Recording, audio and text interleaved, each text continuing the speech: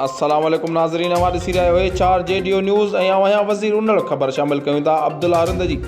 काज़ी अहमद शहर जे शहर मोहम्मद कॉलोनी जे रहवासी गुलाम कासिम गोपांग, सज्जाद गोपांग, जान मोहम्मद ऐं ॿियनि तहलका प्रेस क्लब पहुची प्रेस कॉन्फ्रेंस कई। उन मौक़े ते गुम थियल नौजवान जे पीउ गुलाम कासिम गोपांग ॻाल्हाईंदे चयो त मुंहिंजो नौजवान पुटु 23 साला मोहम्मद अवेस उर्फ मीर गोपांग गुज़िरियल राति जो 7 वॻे घर जी बिजली ख़राब थियण करे यूनिक मोटरसाइकिल ते शहर मां मिस्त्रीअ खे वठी अचण जो चई निकितो ऐं अञा ताईं घर न आयो आहे, जंहिं करे असां सख़्तु परेशान आहियूं। असां काज़ी अहमद थाणे ते पुट जी ओचितो गुम थियण जो इतलाउ पिणु ॾिनो आहे। इन चयो त राति खां वठी पुट जी ॻोल्हा कई आहे, मिटनि माइटनि दोस्तनि खां पिणु मालूम कयो आहे, पर को बि ॾस पतो न पइजी सघियो आहे। हिननि वधीक चयो त जंहिंखे बि असांजे पुट जे बारे में का मालूमात हुजे त महिरबानी करे असांखे इतलाउ करे। मोहम्मद अवेस निमाज़ जे टाइम ते निकिरी वियासीं हिकु मोटर ते, सम्झे न, असां हुनजे ॻोल्हा में आहियूं।